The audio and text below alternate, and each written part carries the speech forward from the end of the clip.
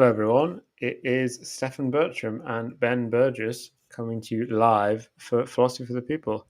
I think this is the first time in a while that we are both wearing t-shirts, so clearly summer has arrived. Fair enough. It's very warm here, but I imagine it's warmer where you are.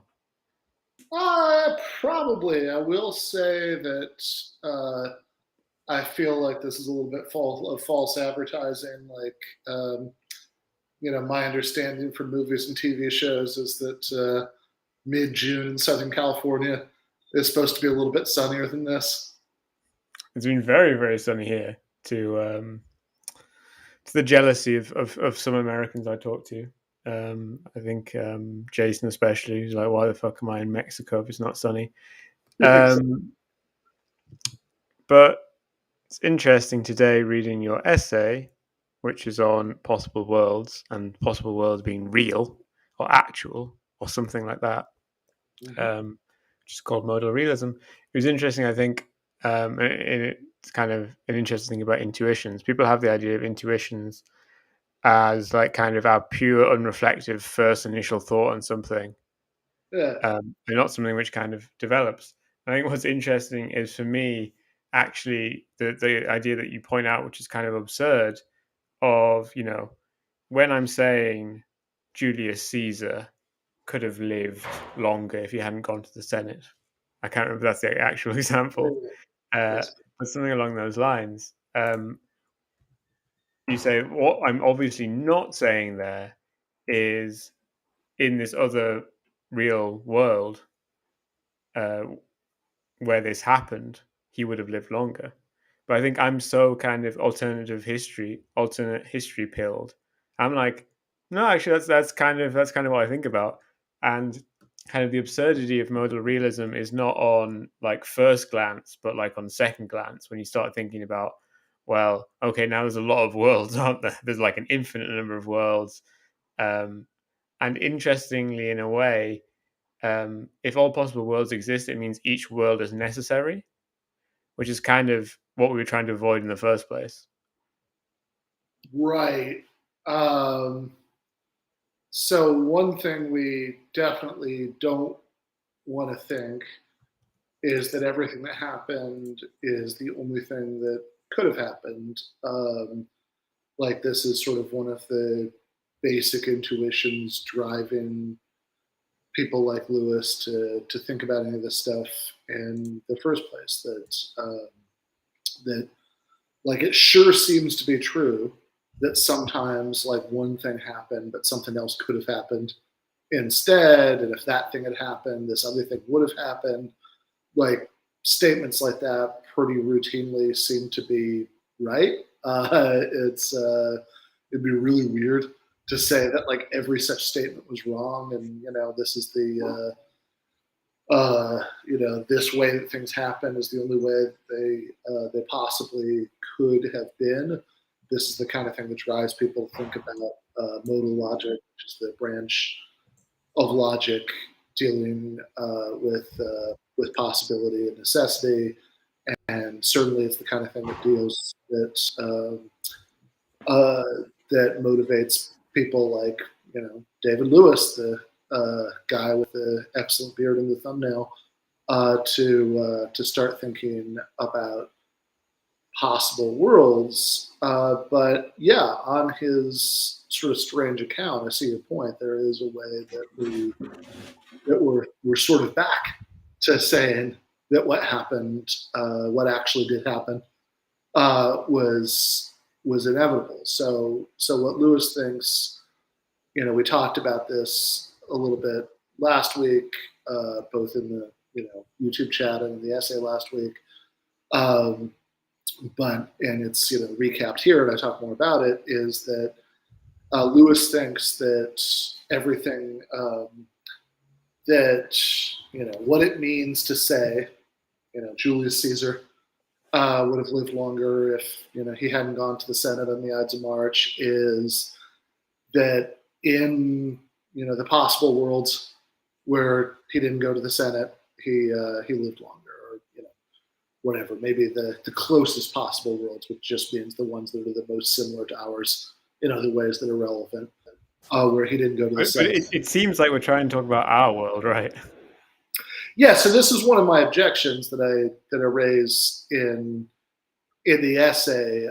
So Lewis's view is that when we talk about possible worlds, we say something could have happened. We mean there's at least one possible world where it does happen.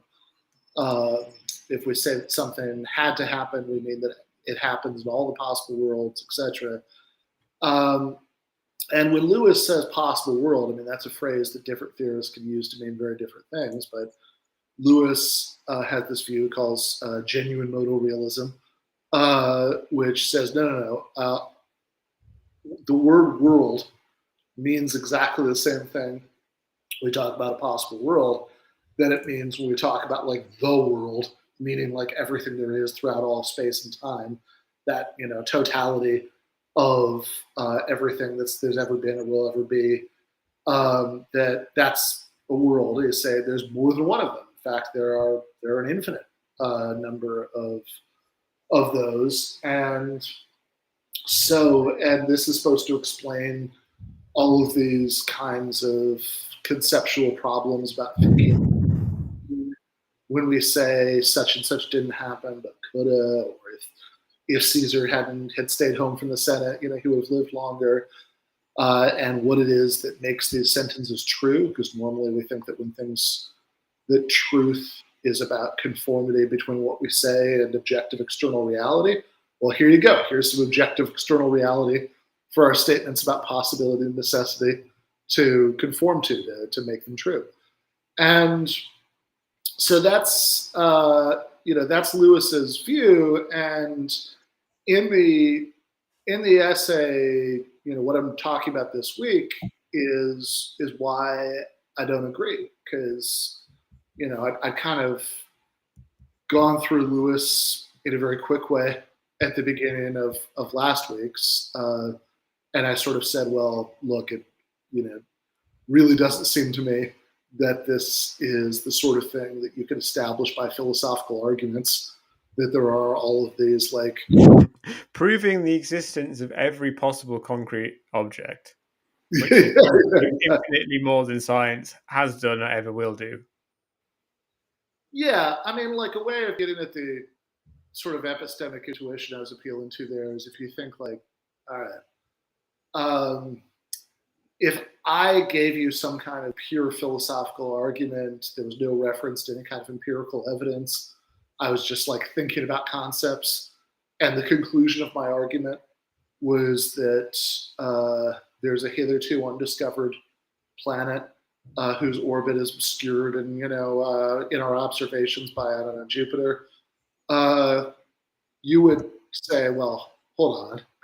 don't we need evidence for that? I mean, surely we can't establish something like that just by a priori reasoning, just by thinking really hard.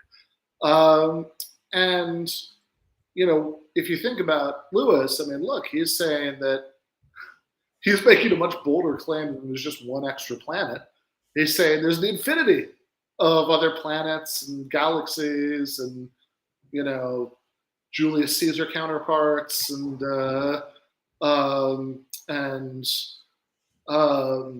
Big Bangs and everything, right? Ben's and Stefan's, right? Like all of those things, right? That there's an infinity of other ones besides the one we know about. That's a much. It seems to me that that's a claim of the same type as the planet one, but it's a impossibly more expansive and therefore harder to prove one.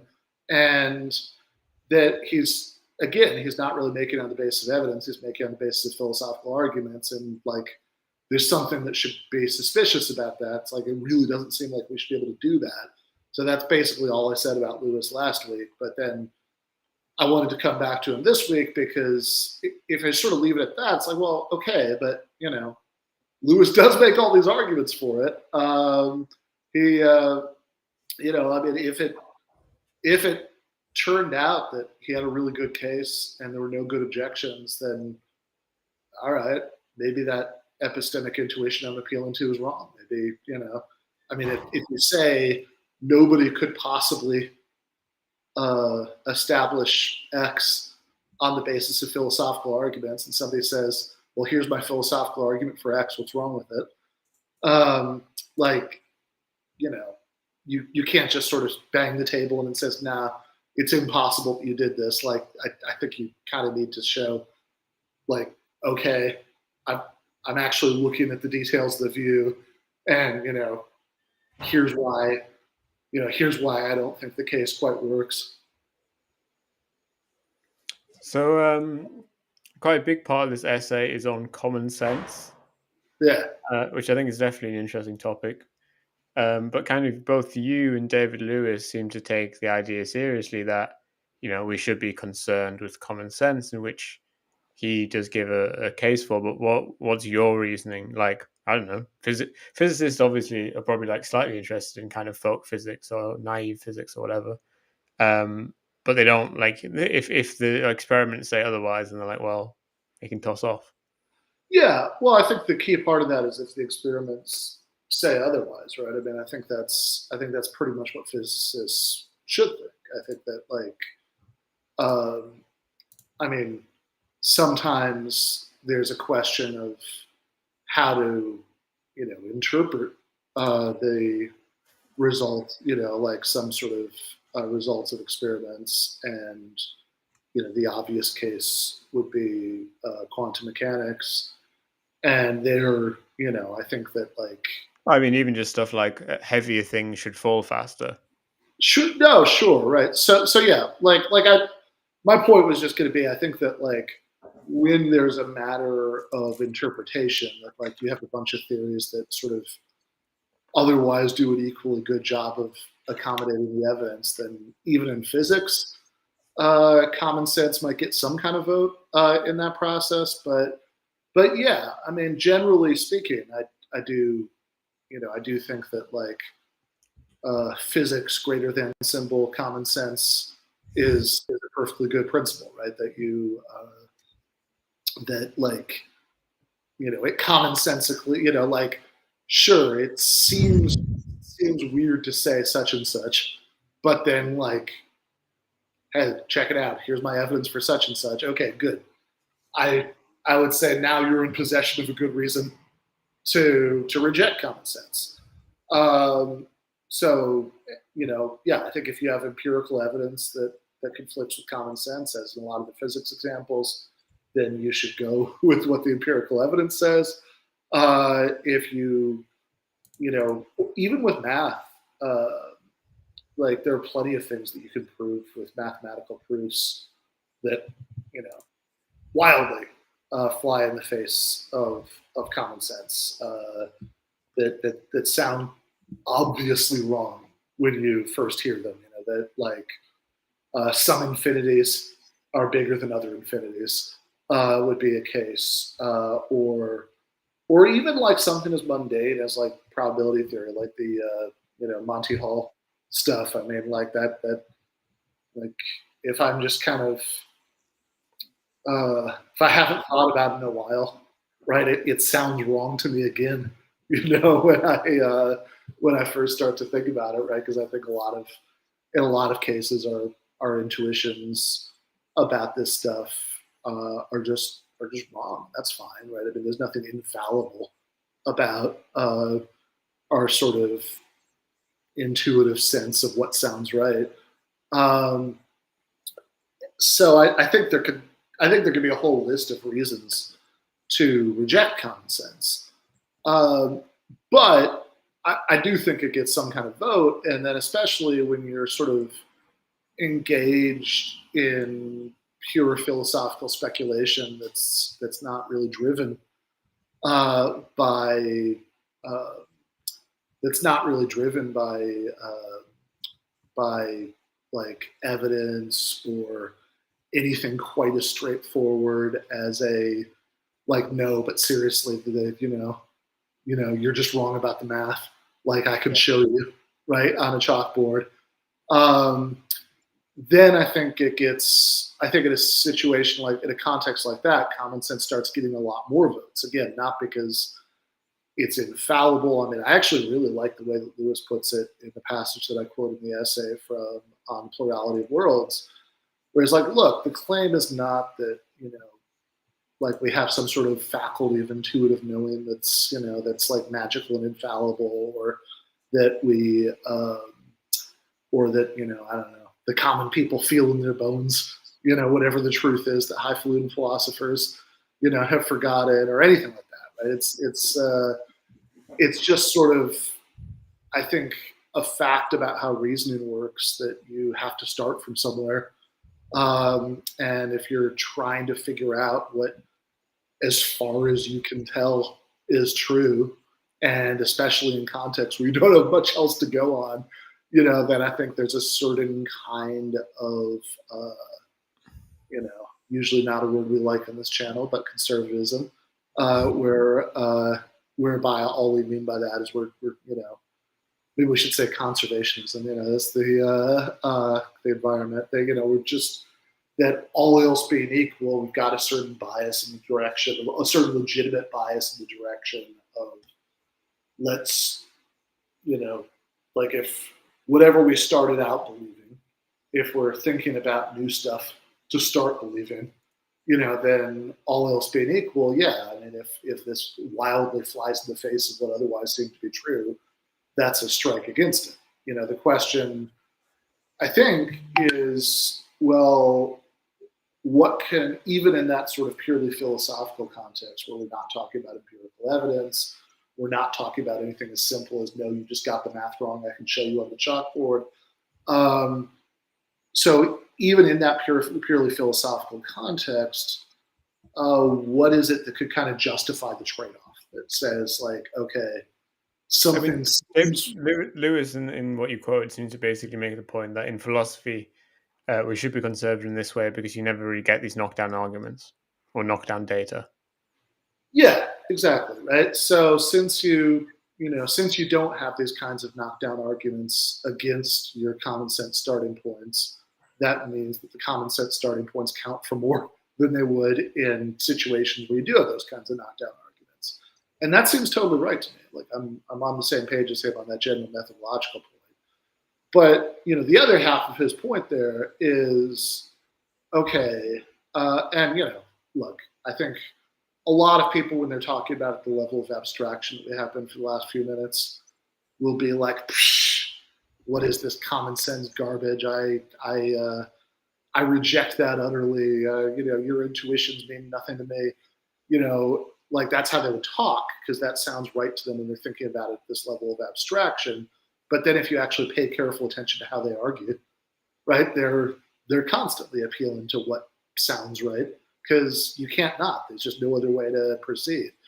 Again, in the absence of some kind of empirical evidence, or some kind of, something like, no, I can just show you got the math wrong. Yeah, I mean, like, if there was some kind of logical problem.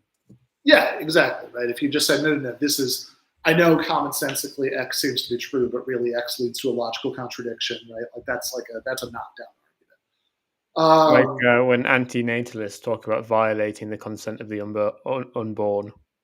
The consent of the unborn, you mean? Yeah. Yeah. That's a fun one.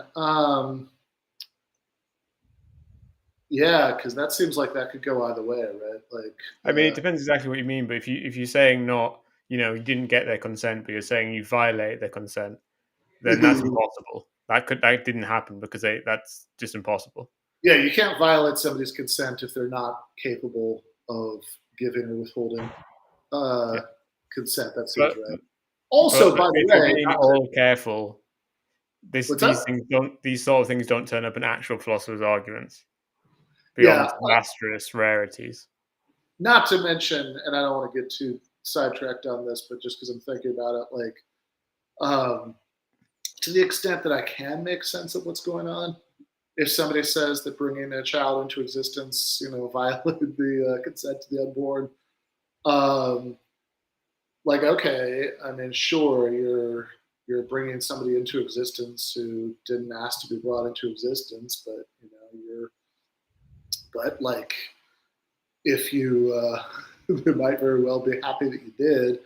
In fact, in the vast majority of cases, they will be. And in if there's some hypothetical future person who you decided not to bring into existence. Well, you didn't ask them not to do it either. That's like who are you to take away this hypothetical future person's right to exist? I don't think that's a good argument, but it's not obvious to me that it's a worse argument. Yeah, I mean, there's ways to do it more carefully where you talk about, they didn't consent to being born, which is true, instead of talking about violating their consent, which is impossible. But yeah, Yeah. I don't know if you. It's probably too early to talk about what I thought in your essay was a very clever argument. Okay.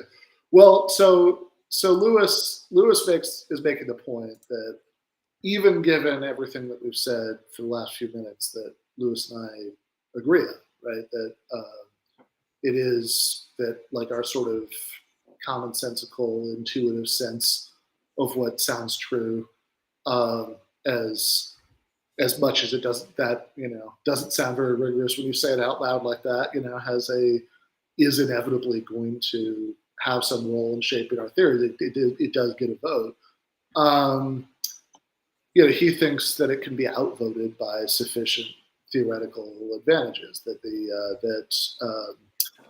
That if nothing else, certainly one of the things that philosophy is in the business of doing is kind of taking like, okay, here's some stuff over here that seems true, and here's some stuff over there that seems true, and making it more systematic, right? Sort of hammering it into an internally consistent picture, and inevitably when you do that, you are going to lose some stuff. It's not that like everything you thought was true at the beginning of the process is going to be confirmed at the end of the process, and so clearly sometimes we think that like some kind of advantages in kind of making our understanding of the world more rigorous and systematic can justify some loss in initial intuitive plausibility.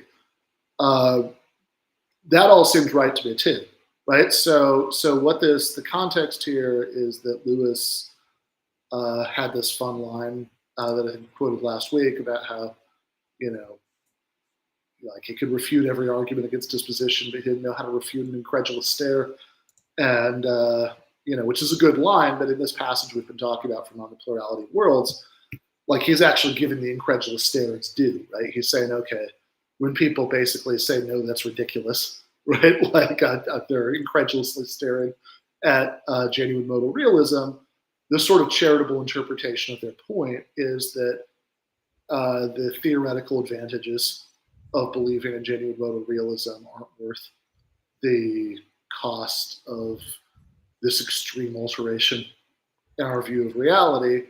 And Lewis says, okay, fair enough, this is a judgment call, but I think it is worth it. So my, what I say in the essay is, look, I disagree, and that's not just for the sort of uninteresting reason, which is that, like, even if it did have the theoretical advantages that Lewis thinks it would, I think this is an awfully big alteration in our understanding of reality, and I don't really think that would be enough to justify it. That's true, I don't. But like, also, if that was all there is to say, it's like, yeah, I'd make a different judgment call. It's a very short essay. So, so the more interesting point is that I'm not really sold on the idea that genuine modal realism has the advantages that Lewis thinks it does, right? That in other words, if the sort of job description is to make sense of these sort of basic ideas about possibility and necessity and counterfactually, if one thing was true another thing would be true, like if this is the sort of data that it's supposed to accommodate, before we even get to this question of, okay, it does a really good job of explaining all that away, now is that worth the intuitive cost of believing this batshit crazy thing? That question doesn't even arise until we've decided whether it actually does, fulfill the advertised service, right? Whether it really does make sense of all these basic things about possibility, necessity, and counterfactuals. And I just think it doesn't.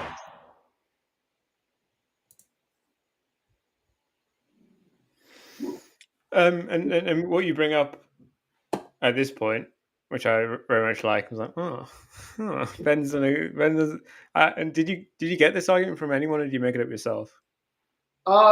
This one I think I more or less made up myself because you're talking, well, which one are you talking about? I Well, make two. I was going to say you bring up impossible worlds. Yeah, so that one is mostly mine. So like there are certainly lots of people who talked about impossible worlds. Daniel Nolan is the guy that I'm sort of most directly getting that from, but I don't think Nolan really sort of uses it as the objection to Lewis exactly, right? I mean, he sort of says like, hey, you know, if you have a not Lewis kind of, view of possible worlds, you can also believe in impossible worlds and, blah, blah, blah, right? But I don't, I'm sure somebody does. I don't think I've seen anybody directly use this as an objection to Lewis, but yeah, so I should say, like, basically, I give two examples at the end of the essay of cases where I don't actually think that Lewis's view like delivers the goods. That I don't think it really makes sense of our ideas about possibility, necessity, and all that stuff. So one of them, which is very not original to me, it's a sort of concern that's out there. Saul Kripke says something like this in Damning Necessity. Is, well, hold up. If I say, Julius Caesar would have lived longer if he hadn't gone to the Senate, like the subject of that sentence is supposed to be Julius Caesar.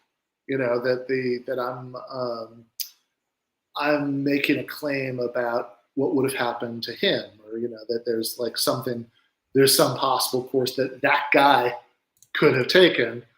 And it's not clear to me that if you just talk about, Julius Caesar's counterpart in an alternate reality, the guy who's, who's like almost indistinguishable from Julius Caesar and is named Julius Caesar and all that stuff, right? That if you're, I'm not convinced that any fact about that guy could be what I'm saying when I say Julius Caesar would have lived longer. I mean, the same way that it's like if I, I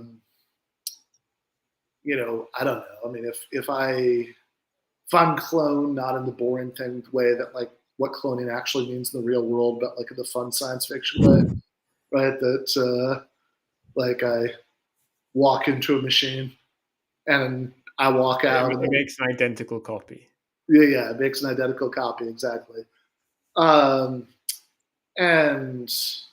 we both leave the room, and I don't know, when we leave the room, I have a glass of whiskey, and my clone has a glass of coffee, a cup of coffee, and remember that the clone thinks that he's me, that he looks like me, he answers to my name, all that stuff.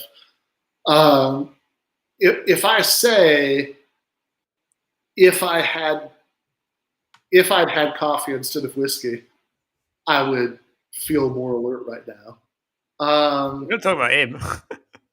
I'm not talking about him. I'm talking about me, right? Like the fact that he actually did have coffee instead of whiskey and is more alert right now, that might be evidence for the truth of if I'd had coffee instead of whiskey, I'd be more alert right now. But that's not what makes it true. That's not what I mean, right? It's not a sentence about him. It's a sentence about me. And so this is one of my basic objections to Lewis, that ultimately, if what we're even if we assume for the sake of argument that the infinity of Lewisian concrete, physically real possible worlds all actually exist, I don't actually think that they would do the work that Lewis needs them to do. I don't think that like Julius Caesar's counterpart in some other world, not going into the Senate House of that world and living longer, I don't think that would, I mean, if we somehow found out about it, that would give us a reason to think that if our Julius Caesar hadn't gone to the Senate, he would have lived longer. But I don't think that could be what we mean when we say that if our Julius Caesar didn't go to the Senate House, he would have lived longer, right? This is the so that's one thing, and Lewis. I guess I don't really spell this out in the essay. I just kind of say, hey, if you want to know what Lewis said, Lewis is aware of this worry. He's got this chapter in his book about it. I don't really think anything he says quite gets to the nub of the worry, but if you want to check it out, you can, read a chapter of the book and decide for yourself. Or, a lot of what he says in there is like, well, here are these other theories of what possible world could mean. They don't really, they don't really do a better job of addressing this, or whatever. It's like, okay, so maybe talk about possible. Yeah, maybe talk of possible worlds is just the wrong way to go here. Maybe worlds talk isn't really a good way to explain what we mean by possibility, necessity, and all that stuff. Right, because possible worlds talk is new-ish, right? Like 100 years, 150 years.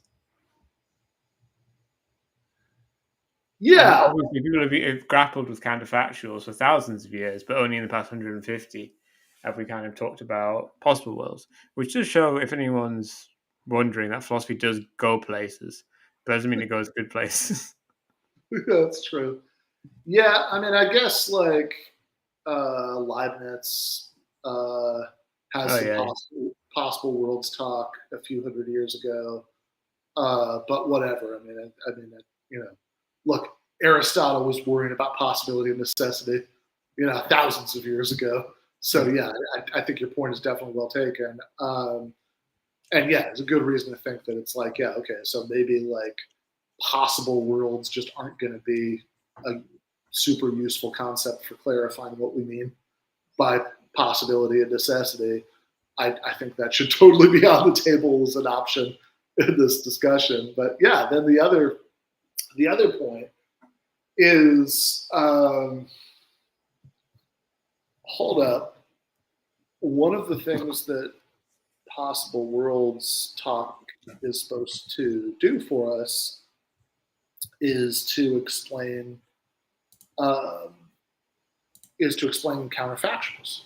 To say that if X had happened, Y would have happened, right? To explain stuff like that.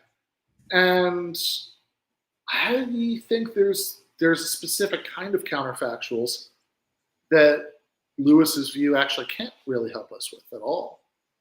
And the kinds of things I'm thinking of here are counterpostulates. Julius Caesar would be surprised if I stabbed him with a square circle. Yeah, exactly. That's the gimmicky thing I used to do in in-person classes is I would ask for a volunteer to come draw something on the board, and when somebody came up, I'd say, okay, draw a square circle, and either they would gamely draw something that was kind of sort of square-like, but a little round around the edges, or they would just sort of say, I don't know how to do that.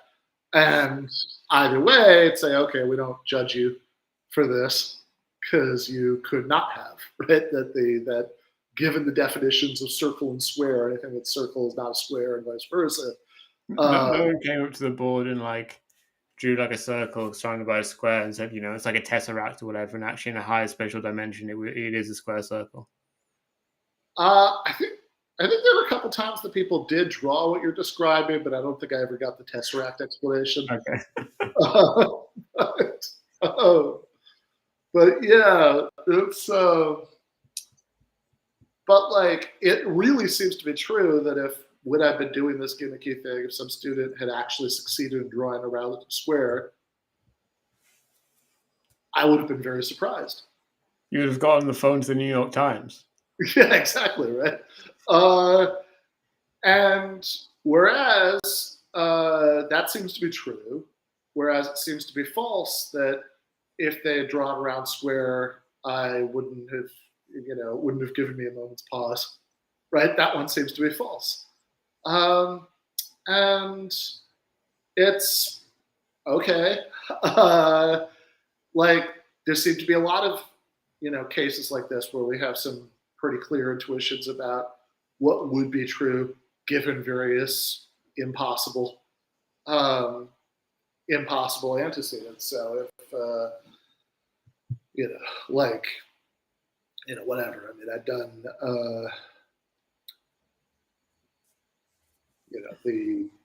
I used the example about Russell's paradox, which is so according to naive set theory, for every possible description, there's a set of all and only the objects that match that description.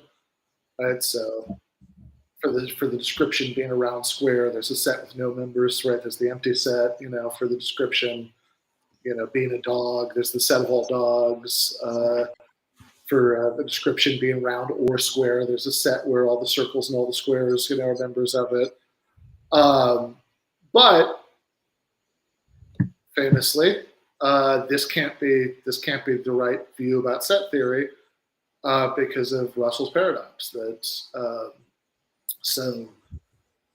Bertrand Russell points out that what about the description being a set that's not a member of itself? Well, if that set, if there was a set for all the descriptions, that you could come, if for every description there was a set of all and only the objects that match that description, then there would be a set of all the sets that don't include themselves as members, which would be logically impossible because it would both include, if it included itself as a member, it wouldn't include itself and vice versa.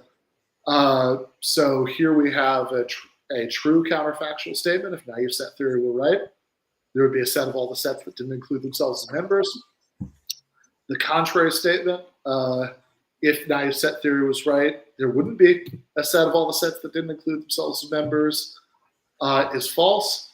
Or like the statement, if naive set theory was true, there would be exactly 10 sets, is false, right? But hold on, these are all counterfactuals with logically impossible antecedents, and Lewis's possible worlds cannot explain this. In fact, Lewis himself, I mean, although he doesn't, like I said in the essay, he kind of walks up to the edge of this problem, but he doesn't seem to quite see it. Lewis himself,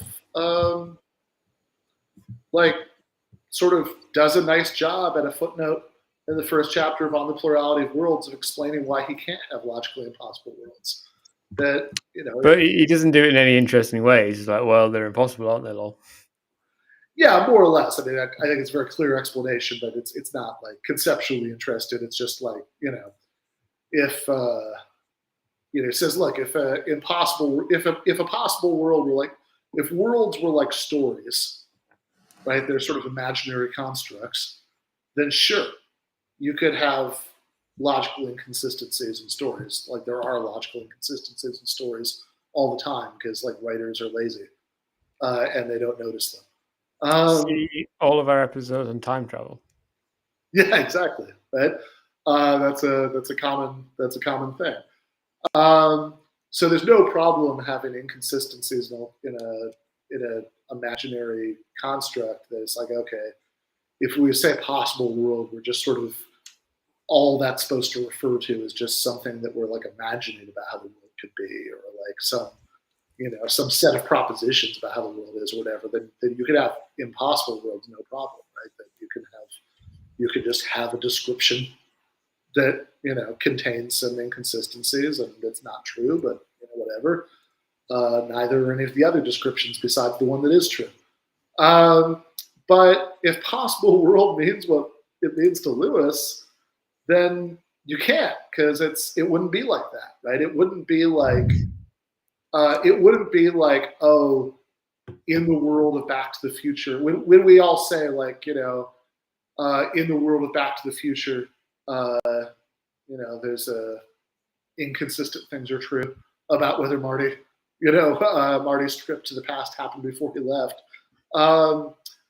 It would be like it wouldn't be like that. It would be more like if I said in New Zealand contradictions are true. Like, well, given that New Zealand is part of concrete physical reality, if I say that in New Zealand contradictions are true, then I'm saying that contradictions can be true. But There can't be. And so similarly, if I say in this concrete spatiotemporal reality that is a Lewis impossible world, a contradiction is true, then there can't then I'd be saying that there's a contradiction in concrete reality, not this part of concrete reality, but that's no better than saying, well, there are no contradictions aren't true in the U.S. or the U.K. They're only true in New Zealand. Like that, what would be wrong with that is the same thing that would be wrong with saying that there could be contradictions in other possible worlds. But certainly, I mean, I guess if you really want to, you could bite that bullet. But if the whole premise of the project here, the whole reason we're talking about possible worlds in the first place, is to sort of explain all these things that seem to be true about possibility and necessity, then look, one of the most basic things we think is true about possibility and necessity is that true contradictions are impossible. But I think this just leads me to the conclusion that clearly David Lewis was not nearly ambitious enough. And clearly impossible worlds also exist. There you go, yeah. Now we're really cooking. They don't exist, whatever. But yeah, I also like, we sort of gave this short shrift, but I also like your point at the very beginning of the discussion that there is also a sense in which, in trying to explain this starting point that, like, okay, it doesn't seem to be true that what happened is the only thing that could have happened. Clearly it wasn't inevitable. Clearly there are all these other things that could have happened.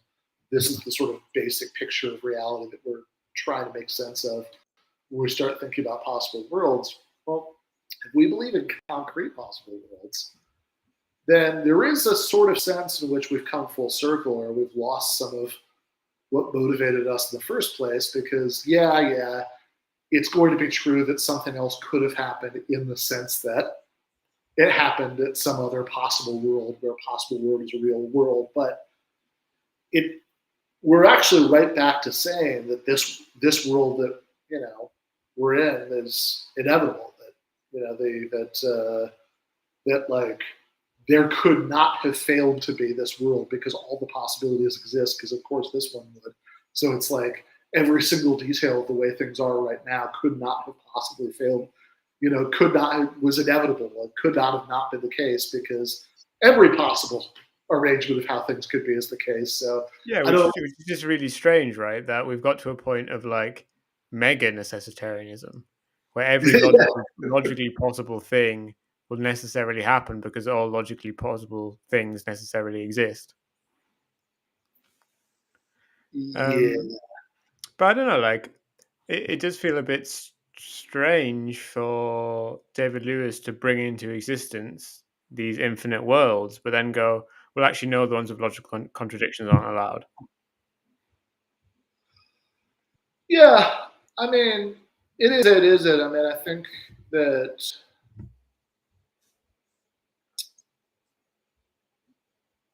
the strange thing about it is that, like, otherwise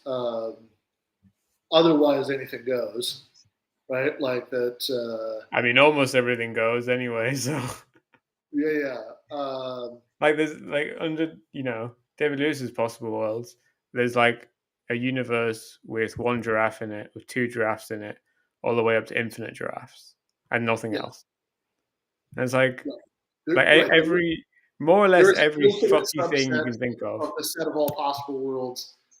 Within the set of all possible worlds, there's an infinite subset of worlds that only contain giraffes, including ones with only one. Yeah, exactly right. Yeah, that's like that compared to a world where like there's like possibly a contradiction in New Zealand. Like the giraffe world seems a lot weirder than the one contradiction in New Zealand world. Yeah. Where there's a mountain of impossibility in New Zealand or whatever. Yeah. Otherwise, everything is exactly the same as it is in this world, except there's one whiteboard somewhere in New Zealand where somebody's just drawn a round square. Yeah. No, I get that. I mean, I think that like, to be fair to Lewis, I think that what's sort of driving him to reject impossible worlds, and like, I actually think that like this part's totally right. It's just that I don't, I don't think he's quite realized that in rejecting it, he's like undermined some of what he's trying to do. But like, is that he's says, look, I mean, if we're trying to make sense of all of these things that seem to be true about possibility and necessity, that it's true, that there are lots of things that could have been true. There's some things that couldn't have been true, and the like anything except contradictions is at least logically possible. There's, but like part of out of that set of basic claims that we start with, that we're trying to make sense of, that we're trying to make more systematic, that's his project. Like one of those claims is that, is surely like one of our most basic beliefs about possibility and necessity is that, if you, that if you're saying two things that can't both be true, then they cannot in fact both be true. That if you're saying A and not A, and you're not like slightly changing the meaning in the middle of the sentence or anything, but like you literally mean A and not that exact same A, then that can't be true. That does. I'm sure that's true right here, but I'm not confident of its like absolute power over the whole multiverse, especially when it's not even true in the world of Marty McFly. The world with which? With Marty McFly. Oh yeah. Yeah, like, but I mean, when we were talking about time travel, I mean, we did think that there can like the fact that this would be inconsistent is like sort of proof positive that it's not right. So again, I do think that that would be like I think there's definitely a distinction, but in the same distinction, there's a distinction between like physically possible worlds and metaphysically possible worlds and logically possible worlds. Yeah. But I don't necessarily think that the set of logically possible worlds is the same size as the set of conceivable possible worlds. Like, I think it's possible that the set of conceivable possible worlds is larger than the set of logical possible worlds. Yeah, where so conceivably possible worlds just means what? Like a world that we could describe? Yeah, I don't know. I mean, it's a term that gets used a lot, conceivability in philosophy, but I'm not really clear on what it should or could Yeah, mean. I mean, I think that a lot of times, and there's a lot of loose talk about conceivability. I think, like, because what it sounds like it means is like it's about like our mental states. Like, I can't actually imagine it in my head, but I think given not that. the way that people use it, I don't quite think it can mean that, because like a lot of times I think we're talking about things that it's like, no, I don't really have any very clear mental picture of. I just, like I wonder if once we really drill into what we mean by conceivable, if there's a way to do that without any kind of appeal to internal consistency.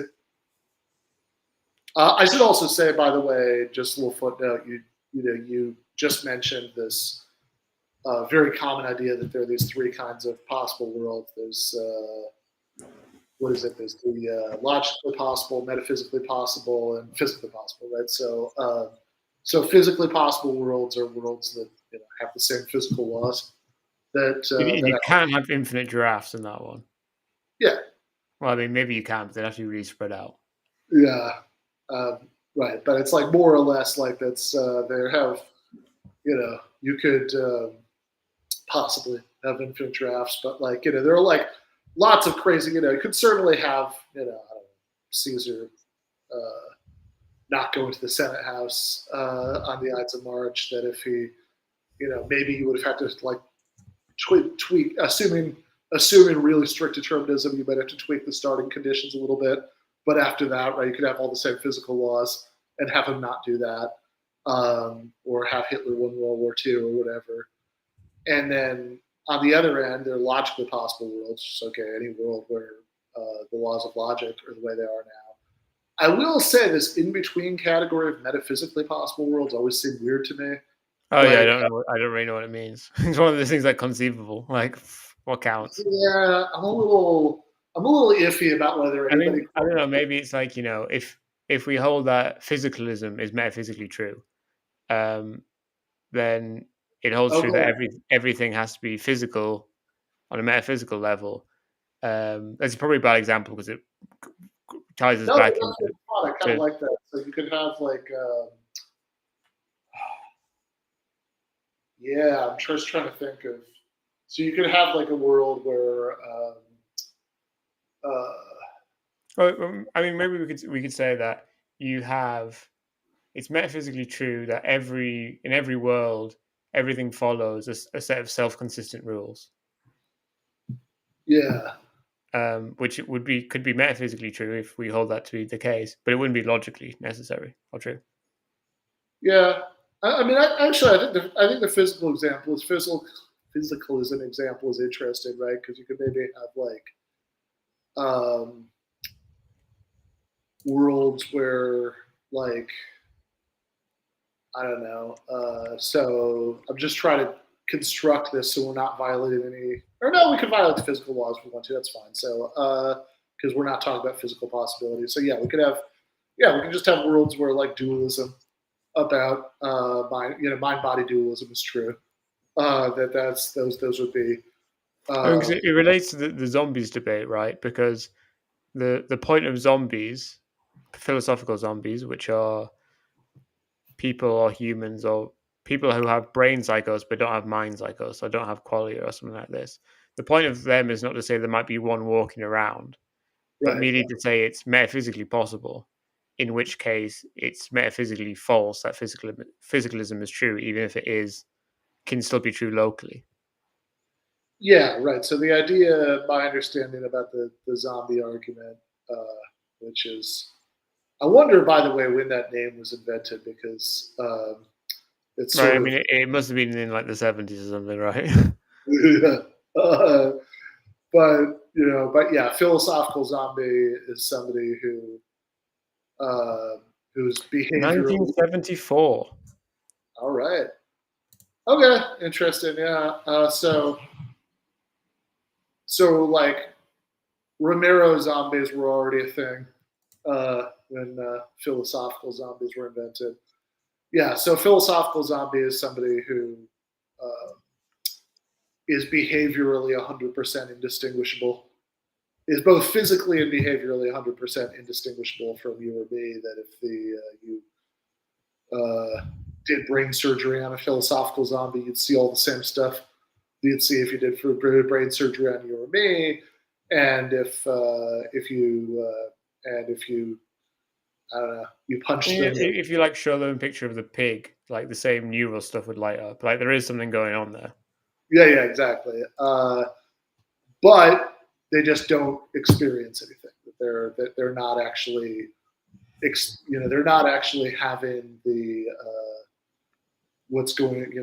They're not actually having the experience that you or I would have seen the picture of the pig. Or they're if you punch a philosophical zombie in the face, the same nerve endings will be triggered in the same way, and they'll yelp in pain, just like you or I would, but they won't actually experience any pain because a philosophical zombie doesn't experience anything. And yeah, so like the idea I think of a philosophical zombie is if you really want to be a hardcore physicalist, you have to say that it's not just that there aren't any, nobody thinks there are, but that like there couldn't be, that somehow you're like describing something that's incoherent, that doesn't make sense. That but like doesn't seem incoherent. right? It seems totally coherent. It seems like we've seen, like I feel like I can, I mean, this kind of brings us back to conceivability because, I have the possibly misleading impression that when I hear somebody describe that, I understand them perfectly. Right. Uh, It seems conceivable, but metaphysically impossible or yeah, false. yeah, right. So that could be okay. So a world with philosophical zombies might be metaphysically impossible. That, oh yeah, I like that. That could be right. All right, I withdraw my objection. Metaphysical possibility is fine. Right. And conceivable, but not metaphysically possible is the most common position on the Phil Paper survey on zombies. Okay, Ta-da. interested. Yeah, I don't. We've worked it out. Yeah, it's kind of funny. Um, yeah, if I had to fill out that survey, there's so many questions. I just go, I don't know. Are you a one boxer or a two boxer, Ben? Do you remember this one? To be totally honest, um, do you want to tell people what Newcomb's puzzle is? Let me try and remember exactly, because if you get the details wrong, you can F it up. But basically, there's on a table with two boxes where basically you can risk. There's two boxes with uneven amounts of money in it. I can't remember exactly the figure, but say Yeah, there's so it's something like the first box definitely has like $100 in it or something, and the second box, so that's like 100% for sure. Uh, and the second box might or might not have like $1 million in it. But the big wrinkle here, and it's up to you whether you open both boxes or just the second, just the second box. But the big wrinkle here is there's like a predictor. I always imagine the predictor is like right. Dr. Manhattan from Watchmen, who has some sort of supernatural ability to like detect, how objectively likely something is to happen, and crucially, he's not making it happen in any way. He's just predicting the based on these correct probability assessments. And he's not completely infallible. It's not that important for the thing, but he's like 99.9999% Yeah, accurate. yeah. So And the question is, when you're sitting and basically so, the so, point with the predictor yeah, is that if he thinks you're a person who'll pick both boxes. right. So my memory of this is that uh, the predictor has. I don't think the predictor is actually causing anything to happen. The predictor is just making a prediction. It's just that that there's a 99.99% chance that he's right because he has these like not quite infallible but very close to infallible. Uh, he and the predictor says if you if you if you open both boxes, uh, the second one will be empty.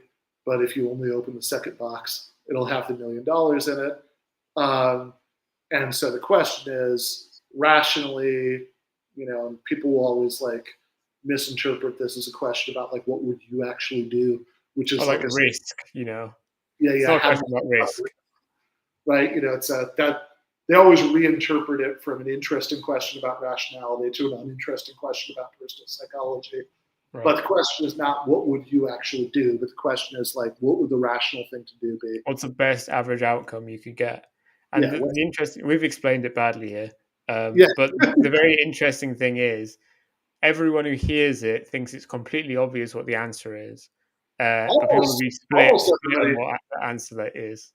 Yeah, almost everybody does think that. So yeah, usually people.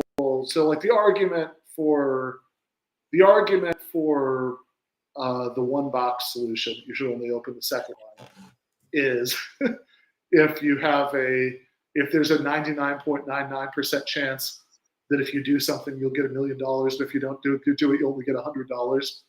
then you should do that thing, which is, It seems like a good argument, but I'm a two boxer, so yeah. I mean, it seems like an excellent argument, but then the two box argument is, hold up, there's no possible way that you'll get less money because remember, it's not. There's nothing that after. Right, because the situation is you're sat in front of them, and whatever's in there is in there. Yeah, And the two boxer exactly. says, "Well, fucking, I'm going to open both of them. Yeah, Nothing can happen now." it's not like the money would. It's not like when you open the first box, the money dematerializes for the second box. It's already. Or even if you make when you make the decision in your head while you're sat there.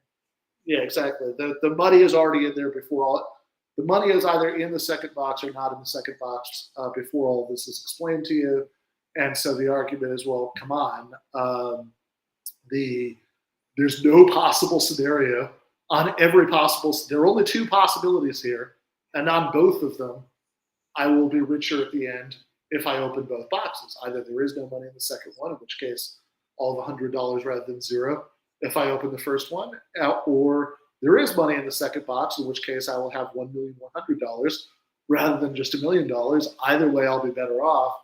That also seems like a really good argument, and most people seem to be just dogmatically attached, just think it's like blindingly obvious which one of these arguments is better than the other one. Right, and I think And it's because people are conceiving themselves in two different ways. Like uh, the two boxers are imagining themselves just sat in front of the two boxers. Well, I think one boxers are kind of imagining they're doing like kind of a virtue ethics thing about being like the right sort of person who would get the $1,000,000. yeah, that's a really interesting point. Yeah, I mean, I probably,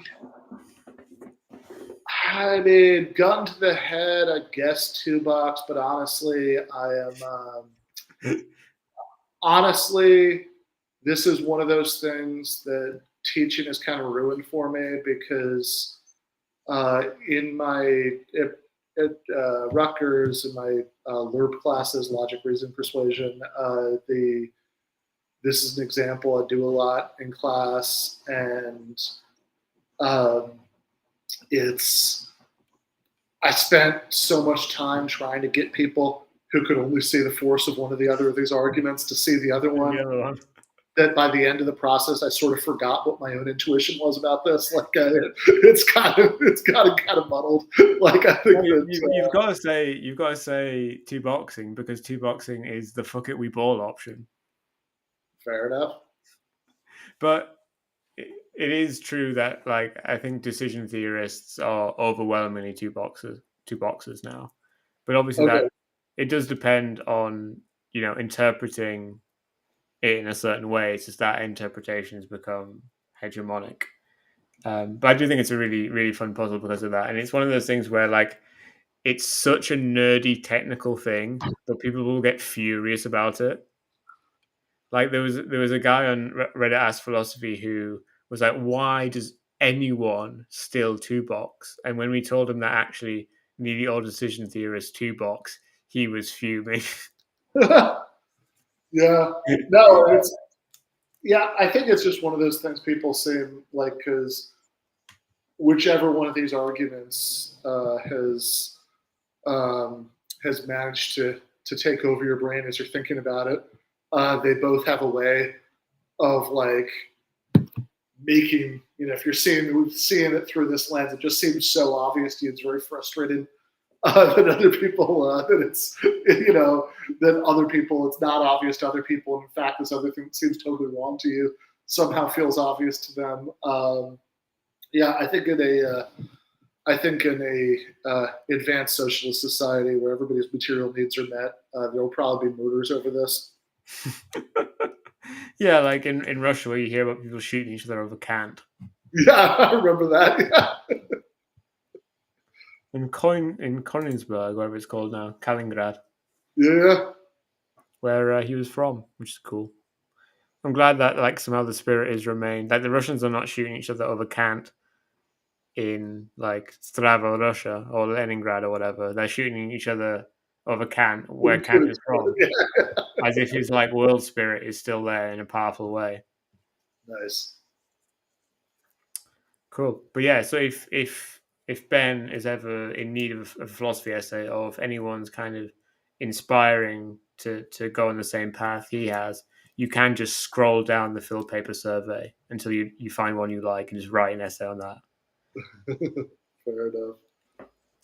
Um, Ben, are you doing Gnostic Marx next week? Please say yes. I'm not doing Gnostic Marx. If I was going to do Gnostic Marx, I'd probably have to.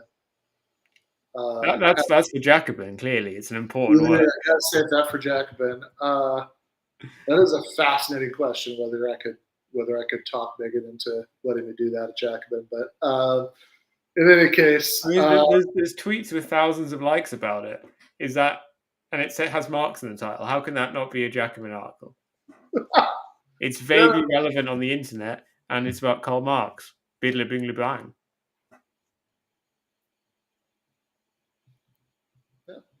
look forward to that in Jacobin. But on philosophy for the people, it is.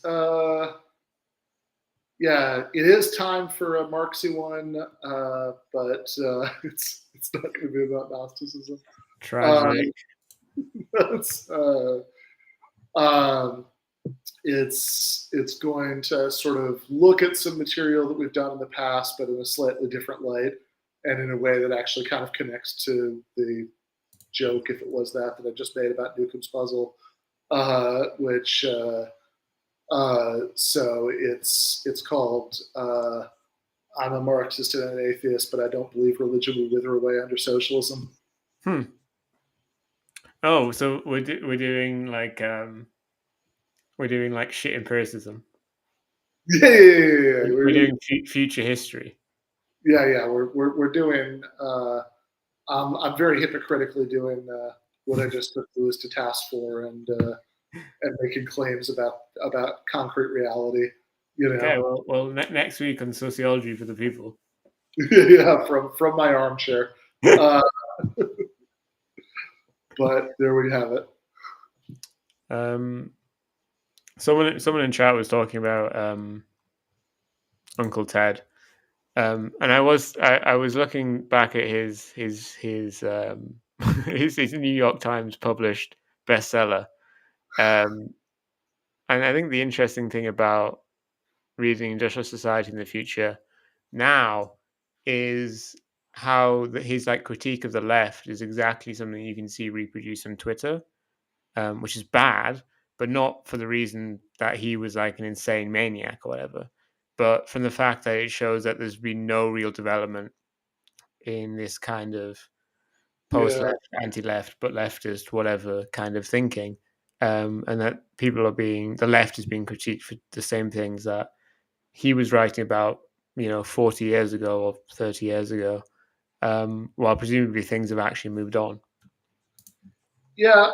I don't know. I guess my main thought about Ted is well, Alexander Coburn's, which, as I remember at the time, his comment was that some of us could write well enough to get our essays published without attaching them to bomb threats. um, but I don't know. I mean, like, I actually did sort of briefly think about trying to see if Jacobin would let me write something about Ted Kaczynski, just because, just because I think that thinking about the opposition to industrial civilization, might be a good jumping off point for for one of my hobby horses that I often write about there, which is that, like, one of the basic things that a lot of people miss about Marxism that I'd like, that I'm sort of obsessed with trying to get them to get is that, Marx doesn't think capitalism is an avoidable moral mistake. He thinks that it's a necessary stage of historical development that creates the industrial base for a society of egalitarian abundance in the future, and why that's a good thing, why that's a necessary thing, and why Yeah, I primitivism. mean, and Ted's a lot better than all the kind of trad people you'll see online, because all the trad people online, all they glorify is like a randomly picked earlier stage in capitalist modernity. Yeah, that's true. Like, you can't be trad for the 50s because the 50s happened in modernity, and modernity is like a self-annihilating machine of social forms. Yeah, we're just going to do the 50s, but magically not have the 60s. Yeah, like Yeah. Like, it's like, oh, you really? So what you're trad for is something that lasted for 10 years? yeah, or like less, like it's like insanely like at least I remember horny for feudalism. that was kind of the old Family Guy joke about the Amish that they're like doing it's like the Amish prayer ceremony where they're all like chanting about in unison about how the exact point that's like God approves of, was like this exact level of technological development a few hundred years ago, no more, no Right, less. and I mean, yeah, the Amish are completely like a modernist development. That's true. They're completely modern and wouldn't be anything without modernity. But anyway, Yeah, no, and um, I think that well, yeah, that's also true. I mean, like you couldn't have. I mean, not only is what the Amish insist on going back to something that's, yeah, at a very early stage of the modern world, but definitely a stage of the modern world, right? That's the level of technology that they fetishize, but also like they're also an artifact of the modern world insofar as like they obviously couldn't have existed in the Middle Ages because you need like a certain degree of political liberalism for the Amish to be allowed. right, they would all be arrested and Yes, then burned at the stake for being annoying and yes, Protestant. exactly. Um, Um, anyway, I decided to. I thought about it, but I decided to leave Ted's corpse alone. Um, write about something else. But I guess I would say that a point I saw Donald Parkinson making on Twitter is that at least Kaczynski uh, doesn't really, if you read him, he doesn't really have the dumbass romanticized notion of what primitivism would entail. He kind of acknowledges how horrible it would be, but like whatever. He thinks that's like the better and more noble path or whatever, which is still insane. But like there is something that's fundamentally more honest about it. yeah, and he doesn't seem like someone who's really horny for it. That's fair. 'Cause Um, I think the only people that will acknowledge there being horrible things to come are people who are horny for horrible things to come. Anyway, on that note, we should stop. Once I've found the graphic. There we go. Bye everyone.